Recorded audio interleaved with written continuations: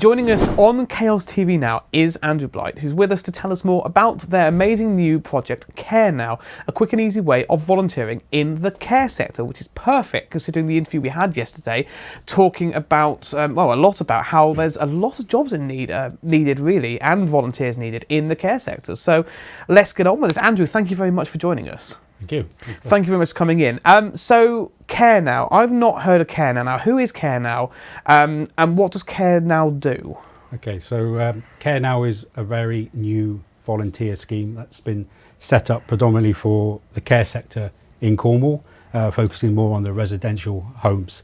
And I think since the pandemic, I think the spotlight went on the volunteers quite majorly, and the care sector was no different to that. So there's not really anywhere volunteers can come through to volunteer in the homes unless the homes seem to recruit them themselves. So we've set up and sort of been live since May, and what we aim to do is sort of recruit and match volunteers based on their locality and skills and what they want to do.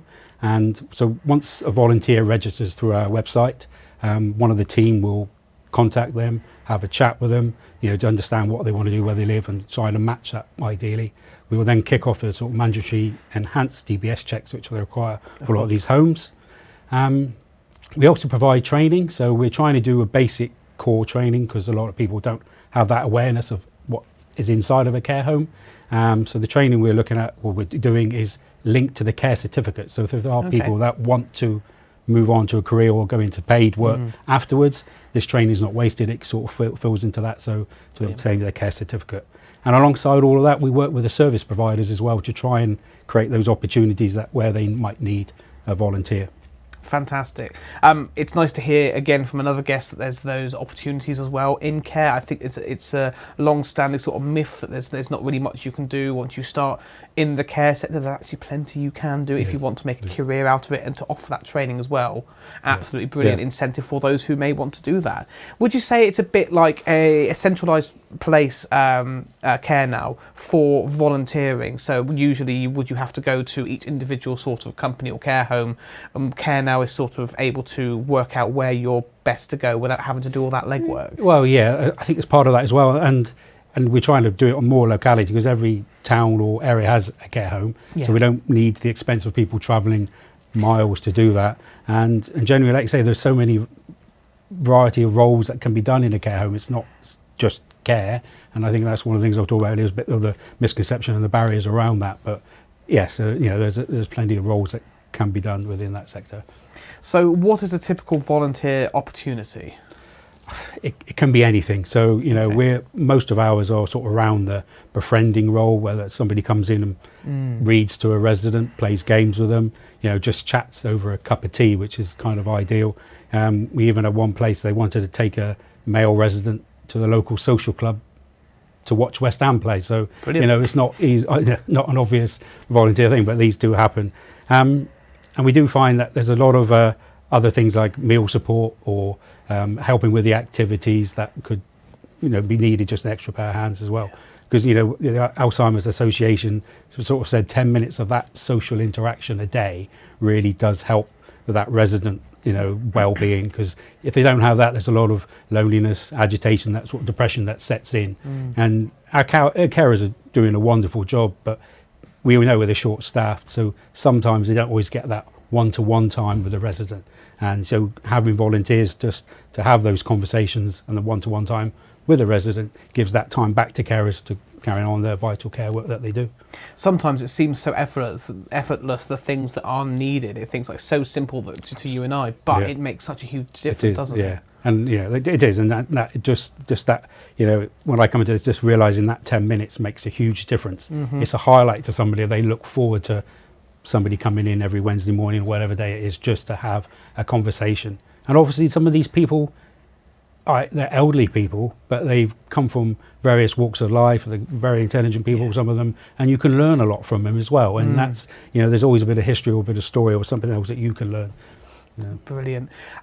I do love that, because I think that we've talked about a lot about there's like a stigma or a stereotypical view of working or volunteering in the care sector, and this just shows, everything you just explained shows how wrong it is really, and how you can make such a difference with so little effort. And there's so many opportunities for you if you need to work around certain hours or certain days, or you've only got a small amount of time. Even that small amount of time can make such a huge difference. So if you're thinking about it but don't think you have enough time, just from me, I'd personally say give it a try. From all the guests we've had, yourself including, it's proven to me that it doesn't matter how much time for you've got that you want to put in. If you've got it, go for it. Yeah, absolutely. And we say that, we just ask for just a couple hours a week. That just makes the difference. And if you go back to the 10 minutes, there's 3 or 4 people you could improve their day in that hour sort of thing. I love the fact that you look at the locality of things and you help make it easier for the volunteers as well, because at the end of the day you can't look after someone if you can't look after yourself. You need to be in a good state to be able to look after someone else, or you burn out. So it sounds like you're looking after the volunteers just as much, which is what you need to do. And also with the county we live in, sometimes it's not easy to get around, so they almost come dependent on that volunteer coming in to chat. So if you can't make it because of traffic, then it's that sort of side of things to deal with. So locality is key. Really. I love the little story you said about taking that chap to see his West Ham game as local place. That's brilliant. Yeah, we do actually have a couple of them, and some of the residents, where there's predominantly more female than male, there was one guy, he just doesn't have anybody to watch sport with, and it's that sort of thing. It's just simple things like that. If you're a West Ham supporter, of course. Cool. I was lucky enough here from Chaos. I think I mentioned it yesterday. Actually, I'm going to mention him again now. Tommy, there's a plethora of the volunteers who did come in and look after my dad. Tommy came in, actually sang sea shanties with my dad, and that was the one thing he loved doing, was singing sea shanties. Well, I agree, and that's the other thing we said. Even like school kids that are learning to perform in front of audiences and things like that, it's a great little segue for them to practice in front of people, and anything with an instrument or those sort of activities. It's just endless that we could say, even beauty tips. Somebody's asked for cake makers so they can use on coffee mornings. It's just simple things like that. Brilliant. Now, who can actually volunteer? Anyone really. So we kind of set the bar at 16 as a minimum age, with no upper age limit, but we've had a couple of 15-year-olds come in, and that really will depend then where the placement goes, if they're okay with those youngsters. But we sort of opened it to anyone. Most of our people come from sort of the early retirees. A lot of people retire in Cornwall, and they struggle sometimes fitting into a community, so that's a great way to volunteer in your local care home. There's local community groups that have already got that kind of ethos already sort of set up. So they will be like your church groups, WI, social groups, those sort of things. So we can easily bring those groups or people from those groups into the homes.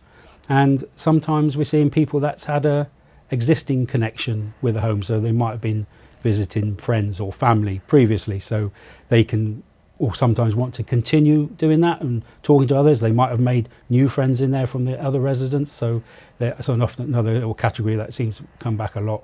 And what's turning up now is more of the sort of back to employment groups as well, where people have either been out of work for a long time for whatever reason, maybe had a child or something's happened in their life, or sometimes they just don't have confidence going back into work. So there's a few groups we're working with there as introduction into a new kind of environment, maybe a change of career, that sort of thing. So they can volunteer and almost try that setting if it's something for them to move forward with. Fantastic. And what would you say, we've gone on about a fair few of the benefits there of volunteering. What are the other opportunities? What are the other sort of benefits of it? I can imagine there's a lot of, good feeling from seeing how much of a difference you're making. Yeah, I think that is a mutual win-win benefit on both sides. You're making a huge difference, even just turning around and helping someone. And there's not many people that can turn around and say, I've helped someone this morning already. And then also from the resident side, that's one of their highlights of the week. It sort of brings that community for that resident inside to their home. It's not a care home, it's their home now. And there's probably that community bringing in, it's connecting them. It builds strong relationships with the residents, with the staff as well. And, it could possibly lead to a new career change. If somebody wants to think, I really enjoy this, can I move into becoming a carer? That's that there as well. So there's benefits all around. And sometimes we've all got those small little worries. And when you go into a home and volunteer in front of these people suffering with some of the illnesses they have, it puts your own problems into perspective as well. So, I think it's just rewarding on both sides.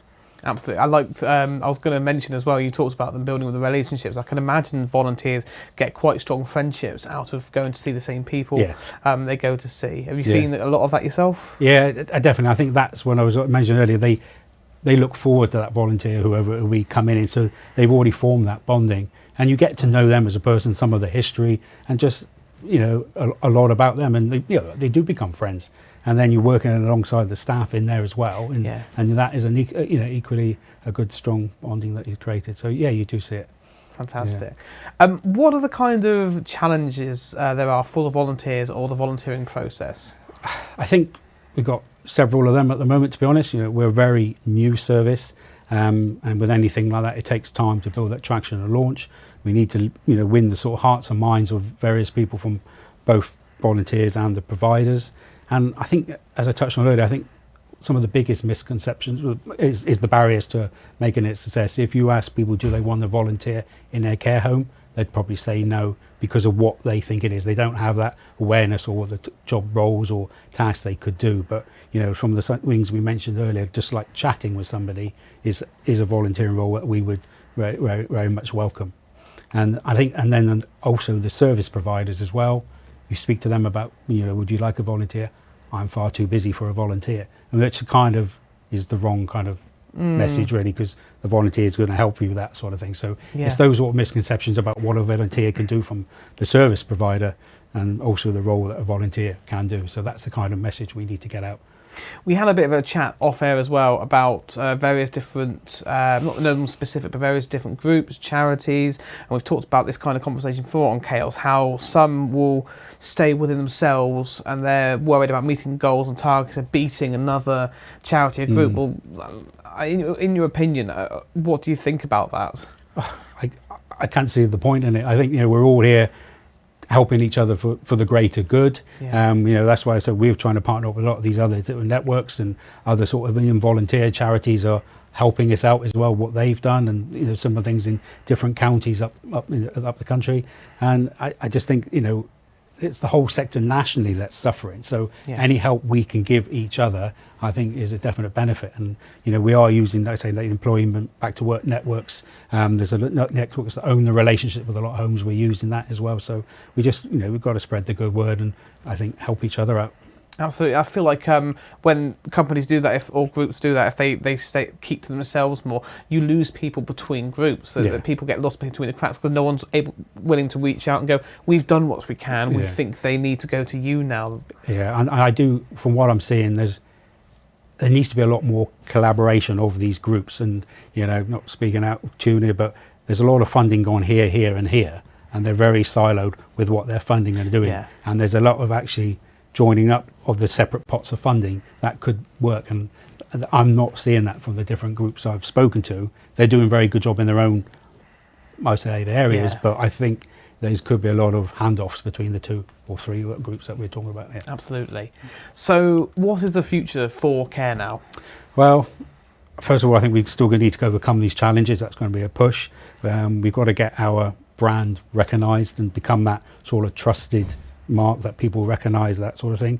And I think we just need to gain that presence, and with the volunteers and the service providers alike, because we're raising sort of opening opportunities for the service providers today, but the way that it's geared up in the future, that a service provider becomes a trusted provider, they can raise their own opportunities on that portal. So then that makes it a lot easier, and I can just see it growing where not just maybe the care sector charities need a little bit of help. You can get other disabilities, with hearing or sight loss people, they could raise different opportunities for themselves as well. And I could see that the whole portal growing for that care, not just the care homes, in terms of helping the side. And I think in domiciliary care, that's another one with actually care in the homes. People generally focus on the care homes, but some elderly people live in their homes and they just need a volunteer to come in. We've had a couple of requests on that. They've got terminally ill relatives, can somebody come in and sit for a couple of hours a day? But then you've got to go, it's a little bit different than putting them in a home with other people on a one-on-one basis. But that's something I think we can explore and look forward to in the future as well. Fantastic. Always trying to push forward and find new avenues. Yes, If you have any words now for anybody out there thinking about volunteering, I ask this question a lot, what would you say to people, for people who are still sort of ahhing about volunteering? I think you just give it a go. You know, you've obviously thought about it. It's something you want to do, and I think try it. You know, there's many charities out there take volunteers, but I think sometimes actually having that human interaction coming like through Carenow, I think that's a lot more rewarding. And if you just want to chat about it, you can give us a call or contact us, and you know, we're happy to talk you through the type of roles that you could do, or you know, if you want to come and volunteer with a friend, sometimes we think that helps as well. If somebody's not sure, why don't two of you come in and do it together? Bit more confidence yes, there. Yeah, exactly. And but I wouldn't hesitate. I think, you know, from what I've seen, and just, you know, let's break down those barriers and misconception and come and have a chat to an elderly resident. Brilliant. You mentioned contacting there. I might be putting you on the spot now. Do you have any contact details you can give out to people? We do. We have carenowvolunteers.org is their website address. Brilliant. Or you can call us on 01872 59 7778. Well remembered. You remember your number better than some of us remember our number. Well, probably. Andrew, thank you very much for coming in and talking to us about Carenow. Really, really great stuff that you guys are doing. And it'd be lovely to actually have you come back in again in the future, have a little bit of an update with you. Yes, absolutely. But thank you very much for taking the time.